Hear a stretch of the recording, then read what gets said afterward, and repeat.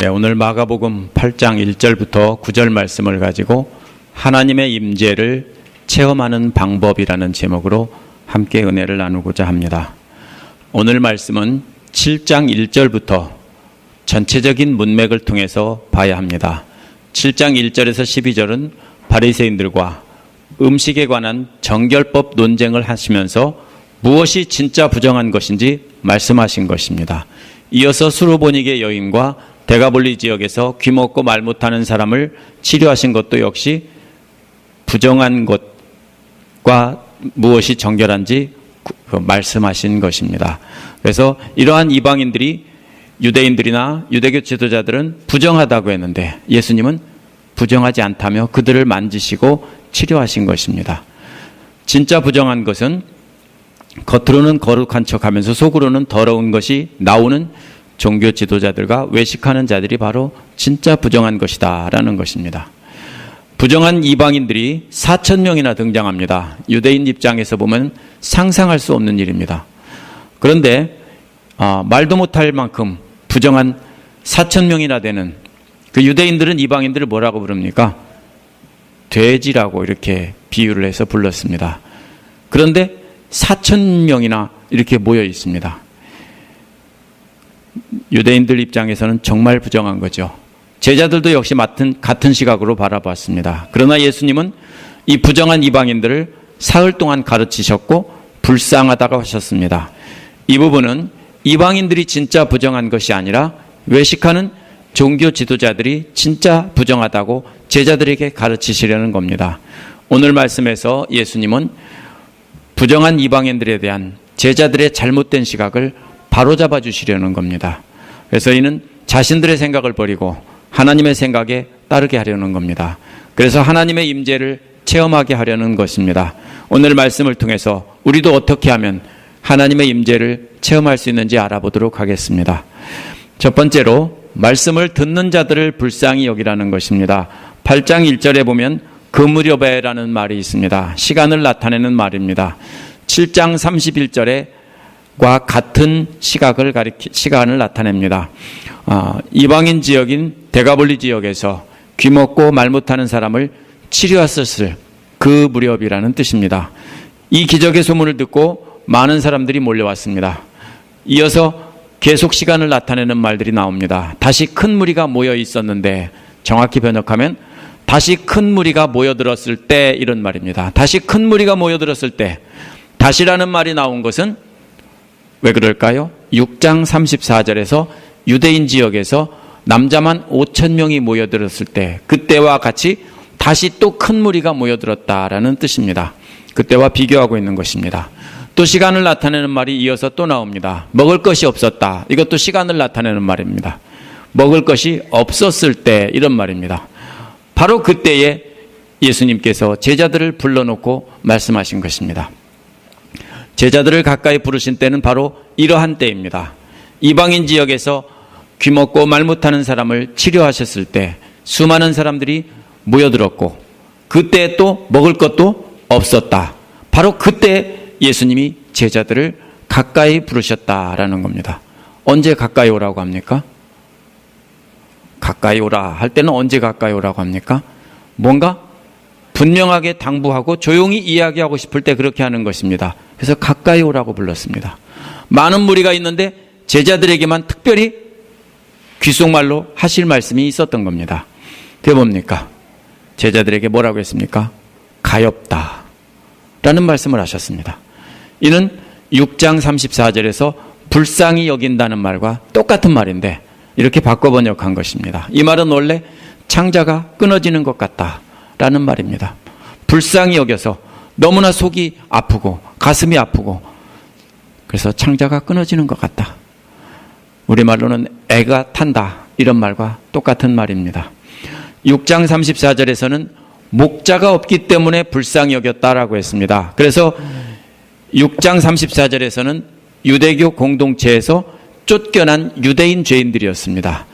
그래서 저들에게 하나님의 말씀을 저들은 배우고 싶어도 배울 수가 없었고 예배를 드리고 싶어도 예배를 드릴 수가 없었던 사람들입니다. 그래서 불쌍하다고 하신 겁니다. 이들을 데리고 제일 먼저 하신 것이 가르치기 시작하신 것입니다. 예수님은 6장 34절에 나오는 무리들을 보자마자 불쌍하다고 하셨습니다. 그리고 바로 가르치셨습니다. 하지만 8장 2절에서는 함께 있은 지 사흘 뒤에 먹을 것이 없는 저들을 보고 불쌍하다고 하셨습니다. 조금 상황이 다릅니다. 예수님은 사흘 동안 뭐 하셨을까요? 쎄쎄쎄? 아니요. 사흘 동안 무리에게 무엇을 하셨길래 사흘 후에야 불쌍하다고 하셨을까요? 이 무리들은 처음에는 기적의 소문을 듣고 몰려들었을 것입니다. 물론 질병을 치료하시고 귀신을 쫓아내는 일도 하셨을 것입니다. 그러나 그런 구경거리를 보려고 사흘간 굶어가면서 기다릴 수는 없습니다. 그렇다고 사흘 내내 예수님이 이 사람들을 계속 치료해 주셨기 때문에 순서를 기다리려고 기다렸을 가능성도 없습니다. 왜냐하면 예수님은 항상 기적을 보여주시는 것과 가르치시는 것을 병행하셨기 때문입니다. 예수님은 항상 기적보다는 가르치시는 일에 중점을 두셨습니다. 기적은 한 번 보여주시고 그거를 통해서 또 말씀으로 들려주신 것이 예수님의 사역입니다. 그렇다면 사흘 내내 치료했을 가능성도 없고 사흘 내내 기적만 짠짠짠짠 계속 터뜨렸을 가능성도 없습니다. 그러면 뭡니까? 마가는 예수님께서 이방인 무리들을 가르치시는 일을 사흘 동안 함께 하셨다. 이 말을 짧게 압축해서 사흘 동안이나 함께 있었다라고 한 것입니다. 그렇다면 예수님은 유대교 공동체에서 쫓겨난 유대인들과 원래부터 유대교 공동체에서 제외됐던 이방인들을 하나님 말씀으로 가르치신 것입니다. 오병이의 기적도 쫓겨난 유대인들, 사실은 유대인이 아니라 뭐라고 불렀냐면요, 죄인이라고 불렀던 사람들입니다. 사람이 아니에요. 죄인이에요. 그리고 여기서 나오는 사람들은 뭡니까? 이방인들, 개돼지 같은 이방인들. 전부 다 유대교 신앙 공동체의 범위 안에 바깥에 있는 사람들을 가르치신 것입니다. 다 보면은 유대교 종교 지도자들 관점에서 보면 부정한 사람들이기 때문에 하나님 앞에 나올 수 없는 사람들이었습니다. 예수님은 이런 무리들과 사흘을 지내시면서 가르치신 것입니다. 오늘 말씀에 이어지는 8장 11절에 보면 유대교 지도자들은 예수님에게 심각한 적대감을 드러냈습니다. 왜냐하면 하나님께서 보내신 메시아가 더러운 죄인들과 접촉한다는 것은 말이 안 된다고 생각했기 때문입니다. 그래서 저들은 당신이 하나님께로 온 메시아라고 하는데 그 증거를 한번 내놔봐라 하고 따진 겁니다. 하나님으로부터 온 메시아가 어떻게 해서 더러운 이방인들과 또 더러운 죄인들과 함께 하느냐, 어떻게 그들에게 기적을 베푸느냐, 그러니까 당신이 하나님께서 보내셨다는 증거를 내놔봐라, 이 뜻입니다. 그것이 바로 뒤에 나옵니다. 이것이 우연이 아닙니다. 하지만 이방인들에 대한 이런 생각은 제자들도 마찬가지였습니다. 제자들은 예수께서 상종 못할 이방인들과 사흘 동안 함께 하시면서 저들의 영적인 필요를 채워주시고 함께 하신다는 것은 상상도 못했습니다. 제자들은 이러한 예수님을 보고 큰 충격을 받았을 것입니다. 오늘 본문은 예수님께서 이런 이방인들에게 영적인 필요를 채워주실 뿐 아니라 굶주리고 있는 이방인들의 배도 채워주시려고 한다는 것입니다. 그냥 보낸다면 가다가 길에서 쓰러져 죽을 것이라며 불쌍하다고 제자들에게 말씀하셨습니다. 제자들을 가까이 오라 해놓고서는 불쌍하다 말씀하신 이유가 뭡니까? 바로 제자들도 저들을 불쌍히 여겨야 한다는 것을 가르치려고 불러서 불쌍하다고 한 겁니다. 안 그러면 예수님이 그냥 기적을 베풀어서 먹이면 되는데 제자들을 기껏 불러서 내가 참 저 사람들 불쌍하다라고 귓속말로 얘기한 것은 너희들도 불쌍히 여기지 않을래? 이 소리입니다. 그 가운데서는 먼 데서 온 사람도 있다라고 했습니다. 이것은 단순히 데가볼리 지역에서 그 중에서 조금 떨어진 곳에서 온 사람이라고 해석하는 학자들이 대부분입니다. 하지만 먼 곳이라는 말은 원래 보면은 먼 이방 지역을 가리키는 말입니다. 거리도 멀고 생활권도 먼 이방 지역을 가리키는 말입니다. 데가볼리 지역은 베카라는 말은 스페인이라는 뜻이고요. 볼리라는 말은 폴리스라는 말입니다. 10 cities라는 말입니다. 10개 도시가 가까이에 인접해 있는 그런 곳입니다. 여기에 그렇다면 데가볼리 지역에서 먼 곳에서 온 사람일 뜻이라기보다는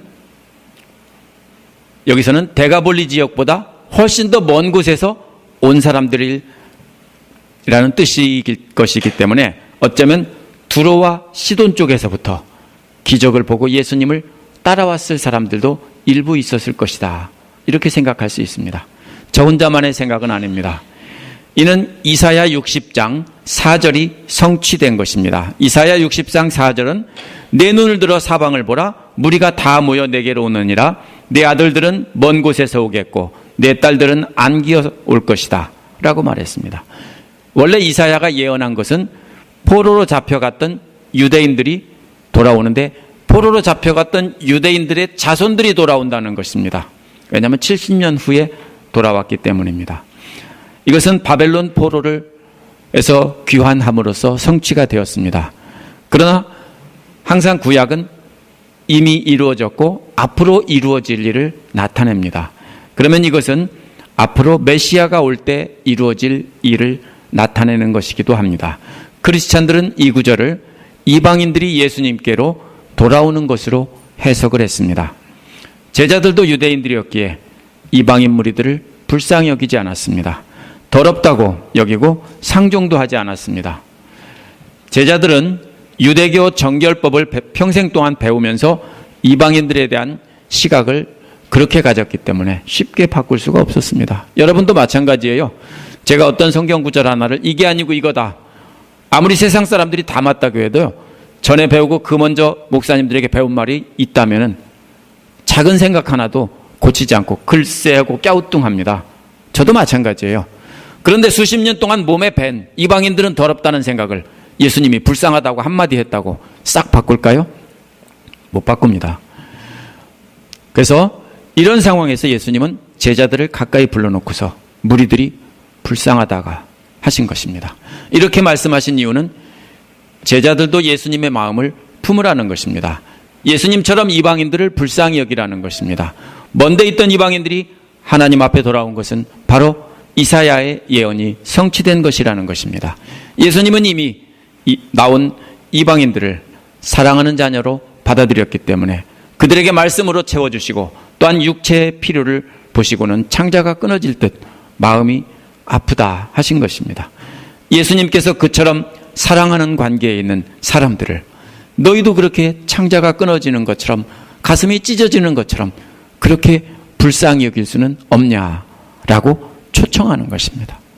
너희들도 나와 함께 그런 마음을 갖지 않겠냐? 그래서 얘기한 겁니다. 따라서 예수님은 모든 이방인들을 다 불쌍히 여기라는 뜻이 아닙니다. 이 말을 잘못 해석해서 길거리 가서 나눠주자 이렇게 하는 분들이 있는데 잘못 해석한 겁니다. 모든 이방인들이 아니라 예수님도 예수님 앞에 나와서 사흘 동안 예수님으로부터 배운 사람들을 불쌍히 여긴 겁니다. 먼저 믿음의 형제들에게 할지니라 그랬죠. 물론 나쁜 게 아니에요. 도와주는 건. 그러나 먼저 믿음의 형제들에게 하라고 했습니다.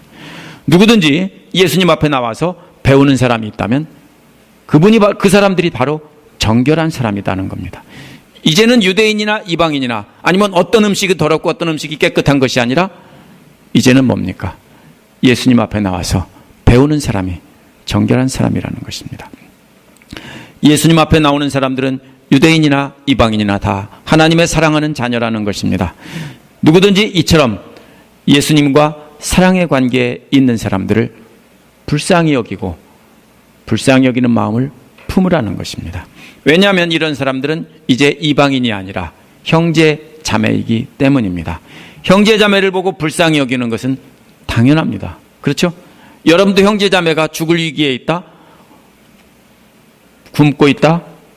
아프다? 하면 불쌍히 여기지 않습니까? 바로 그런 마음을 가지라는 것입니다. 그래서 예수님은 제자들을 불러놓고 저들이 참 불쌍하다. 저들이 참 불쌍하다. 너희들도 나와 같이 저들 더럽다고 하지 말고 불쌍하다고 하지 않을래? 이 소리입니다. 두 번째로는 너의 모든 소유를 내어놓으라 하셨습니다. 하지만 예수님의 마음과는 달리 제자들은 이방인들을 불쌍히 여기지 않았습니다. 오늘 본문에 분명히 나와 있습니다. 자신들과는 상관없는 사람들로 여겼습니다. 왜냐하면 5,000명 남자를 먹일 때는요, 너희들이 먹을 것을 주라고 하니까 비용 걱정을 했습니다. 그러나 오늘 4,000명 이방인들을 먹일 때는 어느 누가 무슨 수로 이 모든 사람들에게 빵을 장만할 수 있겠습니까? 라고 반문했습니다. 유대인들에게 먹이라고 하실 때는 주변에서 사다 먹일 의지는 있는데 돈이 없습니다, 이 소리를 했어요. 예수님 말씀이 없습니다. 옳습니다. 이 형제들을 먹여야 되는데 뭐가 없습니까? 돈이 없습니다. 200데나리온도 부족할 것입니다. 이렇게 대답을 했어요. 근데 여기서는 그게 아니라 아예 불가능하다며 사다 먹일 수도 없고 그럴 의지도 없다라고 표현한 것입니다. 이는 빈들이라는 말이 6장의 외딴 곳이라는 말보다 더 외진 곳이면은 분명합니다. 하지만 그 말 속에는 제자들이 이방인을 먹일 생각조차 없다는 마음이 담겨 있는 표현입니다.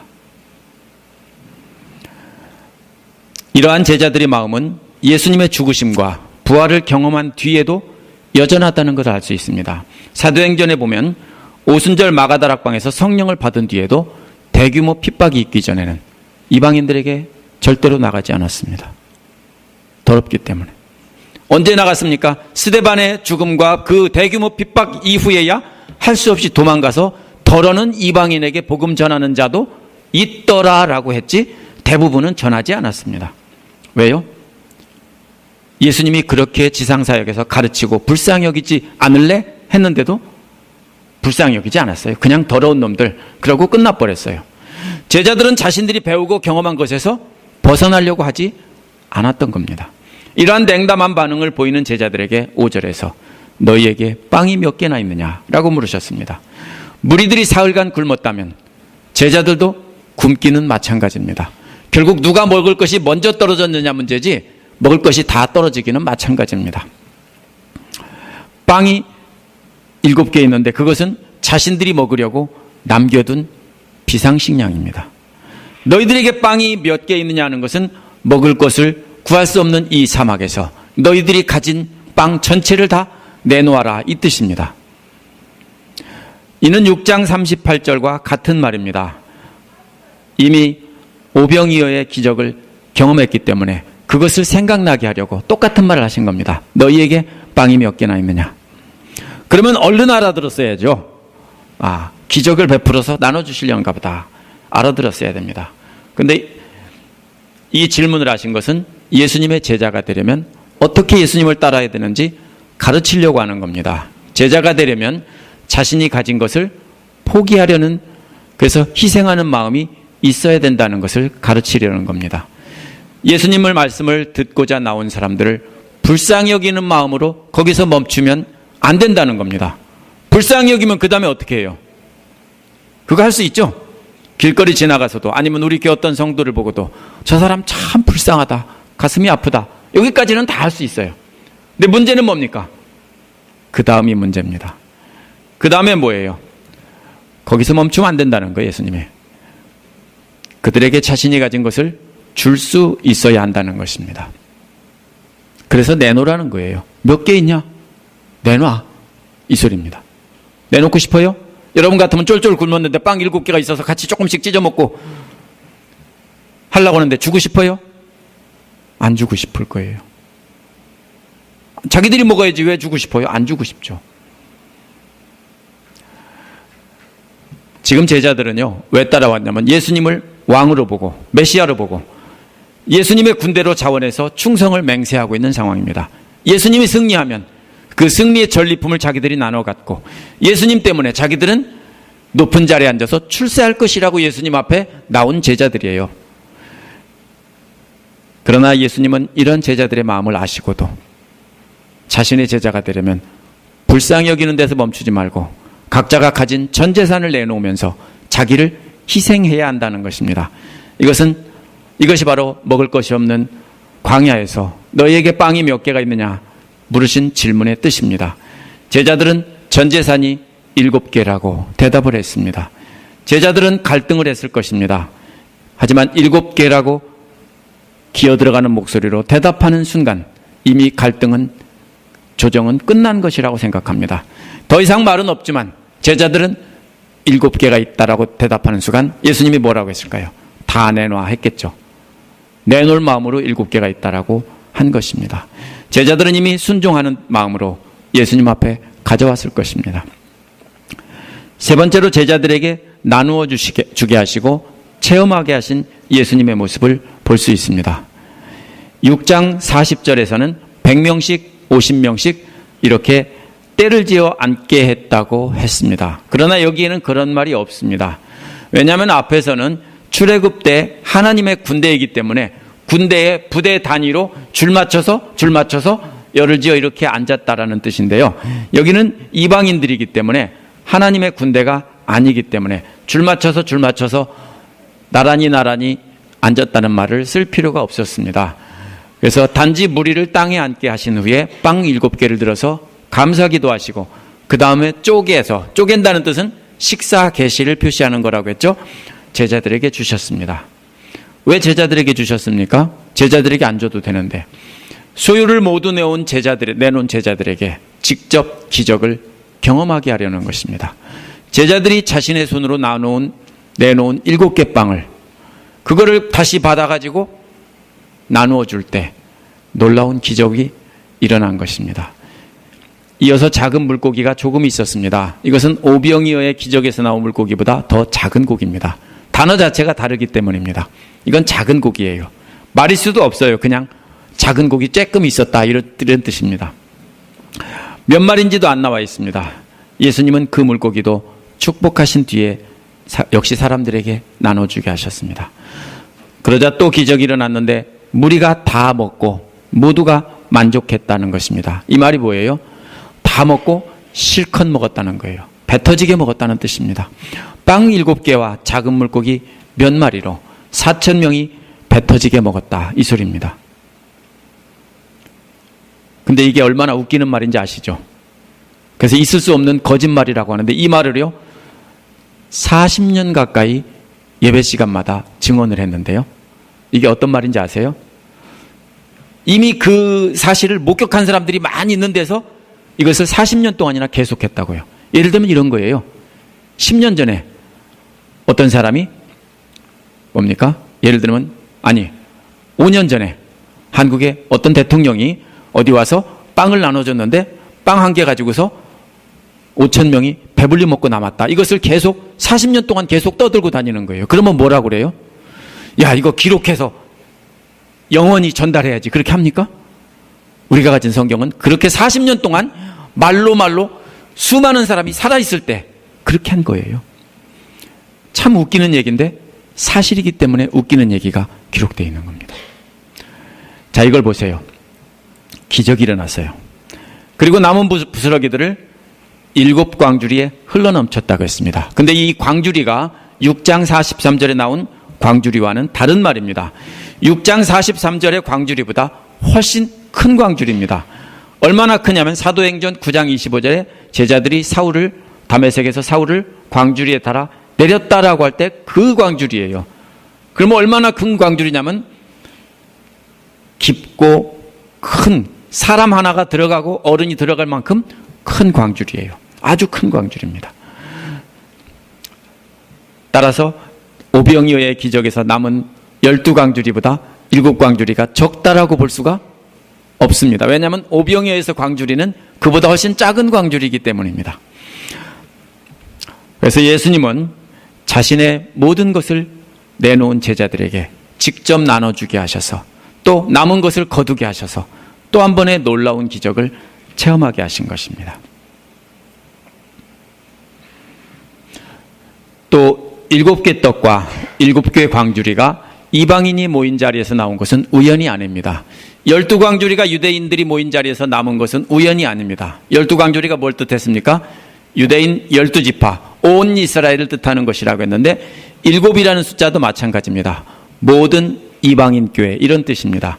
사도행전에 보면 헬라파 7명의 집사를 세울 때도 7이라고 그랬죠.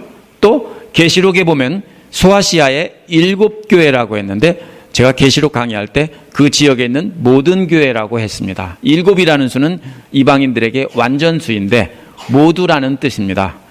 찾아보면 여기저기 나옵니다. 그래서 따라서 7광주리가 차고도 넘쳤다는 것은 모든 이방인들에게 이방인 교회에 차고도 넘치는 하나님의 임재하심을 상징하는 것입니다. 음식 먹은 숫자가 4,000명이라는 말이 했고 남자라는 말은 없습니다. 왜냐하면 이스라엘처럼 군대가 아니기 때문입니다. 군대는 남자만 세는 겁니다. 예수님은 무리를 헤쳐보내셨습니다. 예수님이 가라고 한다고 가겠습니까? 여러분 같으면 신나는 일이 벌어졌는데 가고 싶겠어요? 먹을 것도 실컷 먹었고 왜 가요? 근데 예수님이 가라고 하니까 무리들이 갔어요. 이것은 예수님을 이 사람들은 이제 주님으로 인정하고 순종했다라는 것을 나타냅니다. 저들은 계속 예수님과 머물면서 영육간의 필요를 계속 채워주시기를 바랬을 겁니다. 그것이 저들의 뜻입니다. 그런데 사랑하는 주님이 떠나라고 하니까 순종해서 떠난 것입니다. 이것이 오늘 말씀입니다. 오늘 말씀 내용을 정리해 보겠습니다. 5,000명을 먹이신 기적과 4,000명을 먹이신 기적은 각각 다른 의도가 있습니다. 그것을 제자들에게 보여주시기 위한 겁니다. 5,000명을 먹인 기적은 뭡니까? 이스라엘에게 예수님은 구원을 가져오신 하나님이라는 뜻이고요. 4,000명을 먹인 기적은 이방인들에게, 예수님은 이방인들에게 구원을 가져오신 하나님이라는 것을 보여주신 것입니다. 오늘 말씀은 어떻게 해야 예수 그리스도를 통해서 하나님의 임재하심을 경험할 수 있는지를 가르치신 것입니다. 예수님은 제자들이 부정하다고 여기는 이방인들을 사흘 동안 영의 양식을 채워주시고 나서 불쌍하다 하셨습니다. 제자들도 똑같은 마음을 품으라고 초청한다고 했습니다. 그래서 예수님처럼 불쌍히 여기는 마음을 품는 것이 바로 하나님의 임재를 경험하는 시작이라는 것입니다. 이어서 제자들에게 전 재산을 내놓으라고 요구하셨습니다. 마음으로만 불쌍히 여기지 말고 가진 것을 저들을 위해 다 내놓으라는 것입니다. 불쌍히 여기는 마음으로 우리가 갖고 있는 생각과 가진 것을 하나님을 사랑하는 사람을 위해 내놓는 것이 바로 하나님의 임재를 경험하는 두 번째 단계라는 것입니다. 그러면 예수님은 우리가 내놓은 것을 놓고 감사와 축복 기도를 하시고는 우리에게 다시 주셔서 그걸 통해서 놀라운 기적을 체험하게 하신다는 것입니다. 이것이 바로 하나님의 임재를 경험하는 마지막 단계입니다. 이렇게 3단계로 되어 있습니다. 빌립보서 2장에 보면 너희 안에 이 마음을 품으라 곧 그리스도의 마음이니 바울도 그렇게 말했습니다. 똑같은 마음입니다. 그런데 빌립보서에 보면 이 마음이 어떤 마음입니까? 바로 3절 4절에 나와 있는데요. 아무 일에든지 다툼이나 허영으로 하지 말고, 반갑죠? 라고 했습니다. 다툼이나 허영으로 하지 말고. 이게 무슨 말입니까? 교만한 마음입니다. 이어서 오직 겸손한 마음으로 각각 자기보다 남을 낮게 여기고, 이것은 겸손한 마음입니다. 이게 그리스도의 마음이라고요. 교만한 마음은 그리스도의 마음이 아니고 겸손한 마음이 그리스도의 마음입니다. 교만한 마음은 자기보다 못한 사람들을 제외시키는 것입니다. 너는 아니고 너는 아니고 너는 다 이렇게 제외시키는 겁니다. 유대교 지도자들이 그랬고 제자들이 그랬습니다. 유대교 지도자들은 자신들을 제외하고 나머지는 다 거룩하지 못한 사람들하고 제외시켜버렸습니다. 제자들도 이방인들 더러운 것들 제외시켜버렸어요. 이게 교만한 마음이에요. 교만한 마음은 자기보다 못한 사람들을 버리는 마음입니다. 예수님께서는 예수님의 마음인 겸손한 마음은 뭡니까? 제외시키지 않고 불쌍히 여기는 마음입니다. 여러분을 대적하는 사람을 미워하며 제외시켜버리면 교만입니다. 반대로 대적하는 사람도, 여러분을 죽이려고 하는 원수까지도 마음에 품고 불쌍히 여긴다면 그것이 바로 겸손인 것입니다. 겸손이 다른 게 아니에요. 말 겸손히 한다고 겸손이 아닙니다. 원수까지도 불쌍히 여기는 마음을 품는 것이 바로 겸손한 마음입니다. 예수님도 겸손한 마음으로 우리를 불쌍히 여기셨습니다. 그래서 자기를 낮추셔서 십자가에 죽기까지 복종하셨습니다. 따라서 불쌍히 여기는 마음을 품는 것은 곧 겸손한 마음을 품는, 예수님의 마음을 품는 것입니다. 그러나 그 다음 단계인 내가 가진 것을 내려놓고 주님의 일에 직접 동참하지 않으면 우리는 아무것도 경험할 수 없습니다. 오늘날 우리는 이 세 단계를 피해갈 수 없습니다. 그러나 오늘날 많은 성도들은 불쌍히 여기는 데서 멈추고 자기의 모든 것을 하나님 앞에 하나님 사랑하는 사람들을 위해 내어주려고 하지는 않습니다. 이게 오늘날 교회만이 아니라 초대교회에서부터 많은 사람들이 그랬습니다. 초대교회라고 해야 잠깐 사도행전 2장의 교회를 빼놓고는 그렇게 한 적이 없어요. 그래서 토마스 아켄포스라는 사람도 그리스도를 본받아라는 책에서 다음과 같이 말했습니다. 오늘날 예수님은 그의 하나님 나라를 사랑하는 많은 사람들을 소유하고 계시지만 그러나 그의 십자가를 지고 가는 사람은 거의 없다. 많은 사람들은 위로받기를 바라지만 괴로움을 바라는 이는 거의 없다. 많은 사람들이 그의 잔치를 참여하고자 하지만 그의 금식에 참여하고자 하는 사람은 거의 없다. 모든 사람이 그 기쁨에 참여하기를 바라지만 그를 위해 어떤 고난도 달게 받겠다는 사람은 거의 없다. 빵을 떼어준다면 많은 사람이 예수님을 따르지만 고난의 잔을 마시게 한다면 따르는 자가 거의 없다.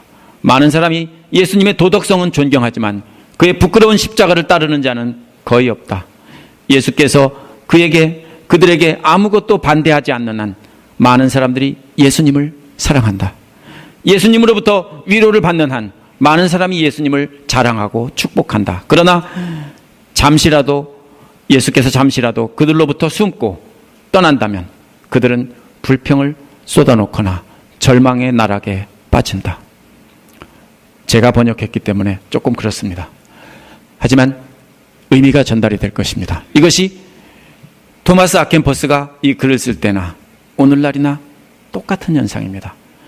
만약에 모두가 고난을 강조하고 예수 믿고 고난받아야 된다고 하면요, 교회는 왕창 줄어들 겁니다. 그렇죠? 오늘날 많은 경우가 복을 기대하고 잘 먹고 잘 살고 축복받기 위해서 교회에 나오지 고난받기 위해서 나오는 사람은 별로 없다라고 생각합니다. 오늘날 수많은 그리스도인들이 주님의 군사가 되어서 충성을 맹세하고 승리를 다짐합니다. 그러나 실제로 자신을 희생시켜가면서 그리스도를 따르려고 하지는 않습니다. 우리는 우리의 삶이 그리스도를 위해 위험을 당하는 것보다 세상적인 안전함을 찾으려는 유혹에 직면해 있습니다. 물질을 가득히 축적해놓고 그 안에 있으면 안전하다고 생각합니다. 세상적인 성공의 계단을 올라가려고 열심히 도끼질을 해댑니다. 하지만 예수님의 뒤를 따라가면서 자기 것을 아깝지만 내놓으려고 하는 그런 태도는 보이지 않습니다. 먼저 따라서 우리가 오늘 이 말씀에서 예수님이 우리에게 말씀하시는 것은 내려놓으라는 겁니다. 우리의 생각부터 내려놓으라는 겁니다. 우리가 가진 것도 주님 발 앞에 내려놓으라는 것입니다. 무조건 내놓으라는 것이 아닙니다. 주의 말씀을 듣는 사람들을 불쌍히 여겨서 그들을 위해서 내려놓으라는 것입니다. 우리의 욕심이 하나님의 계획과 충돌하는데도 계속 우리의 욕심을 따라 계속하는 것은 예수님의 제자가 아니라 마귀의 제자고 위선자인 것입니다. 그런 사람은 절대로 하나님의 임재를 경험할 수 없습니다. 예수님도 예수님 당시에 바리새파 사람들이 나쁜 사람들이라서 그런 게 아니에요. 그 사람들은 엄청 훌륭하고 엄청 경건한 사람들입니다. 우리가 따라갈 수 없을 정도로 경건한 사람들입니다. 그런데 그들에게 그렇게 책망한 것은 그들이 내놓으려고 하지 않고 자기 뜯을 것만 지키려고 하고 다른 사람은 제외시켜버리고 불쌍히 여기지 않았기 때문에 하나님의 마음이 없다고 위선자라고 한 거예요. 그들에게서는 아무런 흠도 찾을 수가 없었어요. 오늘도 똑같아요. 우리는 우리가 생각하는 것, 우리가 가진 욕심, 우리의 생각, 우리의 물질을 주님 앞에 언제 내려놓습니까? 하나님을 사랑하는 사람, 말씀을 사랑하는 사람들이 불쌍한 처지에 있을 때 그들을 불쌍히 여기고 그들 앞에 내놓고 내 생각을 꺾지 않는 한은 우리는 결국은 위선자일 수밖에 없습니다. 그래서 하나님의 임재를 경험할 수 없습니다. 주님의 마음으로 우리도 불쌍히 여기고 우리가 가진 것을 내려놓음으로 하나님의 놀라운 임재를 경험하는 삶을 사시기를 간절히 소원합니다. 기도하겠습니다.